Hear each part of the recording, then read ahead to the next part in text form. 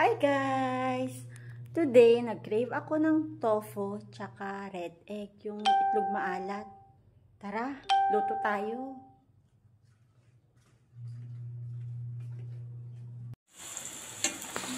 Una, prituhin natin ang mga hiniwang tokwa. Bale, hiwa natin ito ng pa-cubes.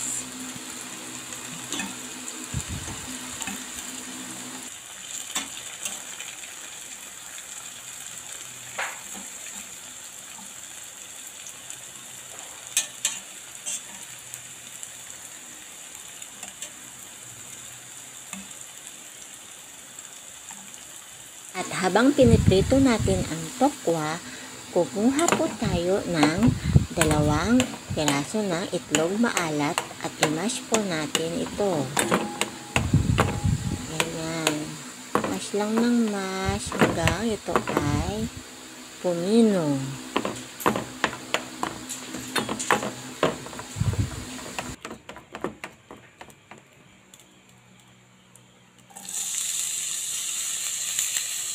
Next is, maggisa tayo ng bawang at sibuyas sa pinagprituhan natin ng tofu. Yan. Gisa lang po natin ito hanggang sa mangamoy na ang kanyang aroma.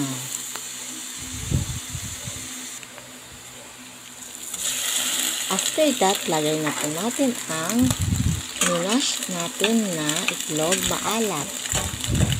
Yan. Gisa lang po.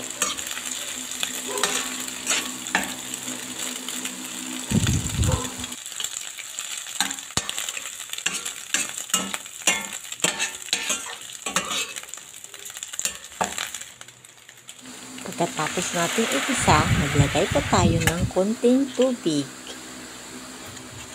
Halo lang po natin hanggang sa mag-combine niya ang ginisa natin sa tubig.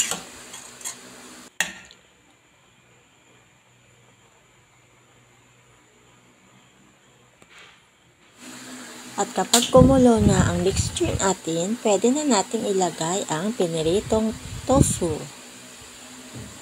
Lagay tayo ng seasonings, then paminta. Then halo-halo na po ulit.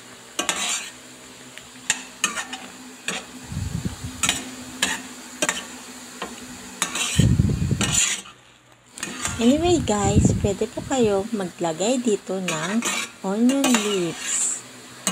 Wala lang po kasi akong onion leaves na available ngayon, kaya hindi ko po ito nalagyan. Then, pag medyo kulang pa po ang alat nito sa inyo, pwede pa rin po kayo magdagdag ng kaunting soy sauce. Then, halo-halo lang. Mix. Ayan.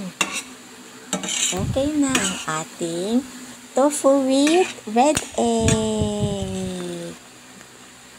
Ang bango. O, ready na ang kanin natin dyan, guys. At kakain na tayo. Thank you for watching, guys. Tara, kain na.